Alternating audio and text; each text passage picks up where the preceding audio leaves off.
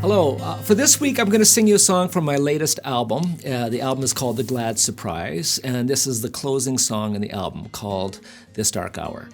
And I wrote a book that goes with the album where I talk a little bit about each song. Of course, there's a CD in there if you like that sort of thing.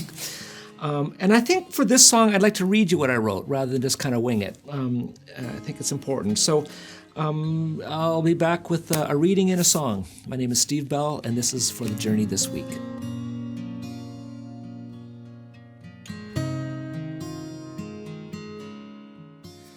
Like I said in the opening, I wrote a bit of a little reflection for each song on this latest album. And this is what I wrote for the song I'm about to sing for you. It's called This Dark Hour, which I co-wrote with Malcolm Guite. I begin with this quote from Brian Zahn's book, The Wood Between the Worlds. The church is given the power of co-suffering love, not co-regency with Caesar. I've been staring blankly at my computer screen for far too long, hoping for a subtle way to begin to talk about this song. Emily Dickinson wrote, quote, "Tell the truth, but tell it slant. However, nothing slant is coming, so I'm going to have to start head on. So, This Dark Hour, the song, emerges out of my increasing alarm at the growth of Christian nationalism in North America. One can go down a rabbit hole looking for a definition of what it is, but my observation is that Christian nationalism is the belief that Christians should enjoy outsized privilege in the public square and in the shaping of public policy of a nation. It's aligned with a radical ideology that is often comfortable with authoritarian rule. It admits to no qualms with the use of violence to assure its dominance, and it casts Jesus as an avenging Braveheart figure with his blood-soaked sword held high, rather than the incarnation of God, whom Jesus reveals to be a communion of, quote, self-giving, radically forgiving, co-suffering love." I'm going to repeat that. That's a Brad Jerzak quote from his book, The More Christ-Like God.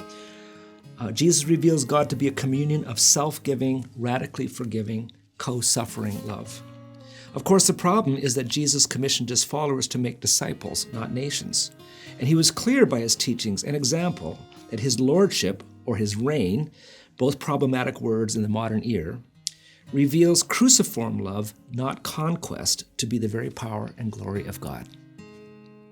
I can't remember exactly what I was reading when the song emerged, but it was something by Karl Barth, in which he referred to the lordless powers, and I felt a quickening in my spirit and wrote this stanza.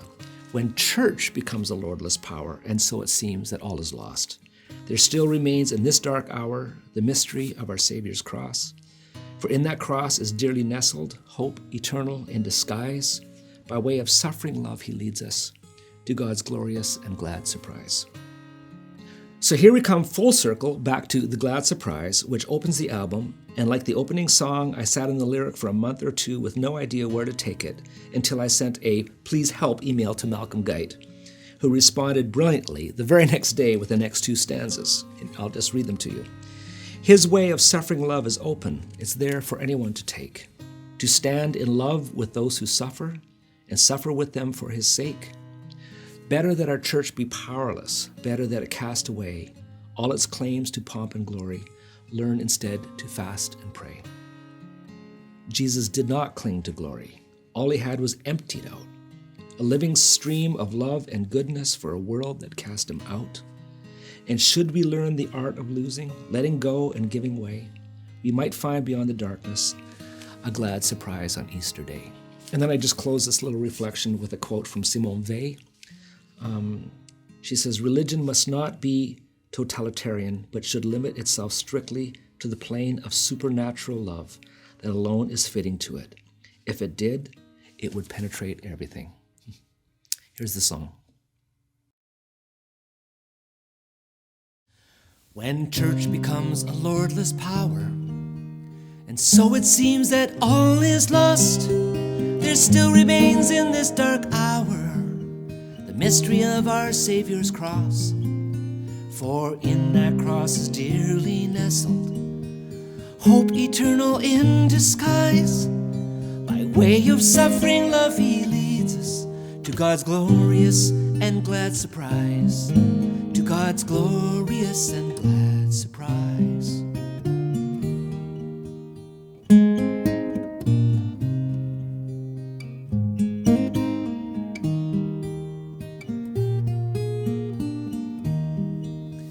His way of suffering love is open, there for anyone to take, to stand in love with those who suffer, and suffer with them for His sake.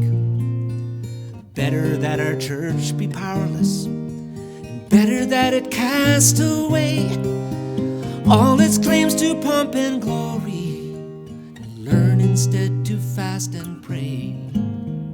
Learn instead to fast and pray.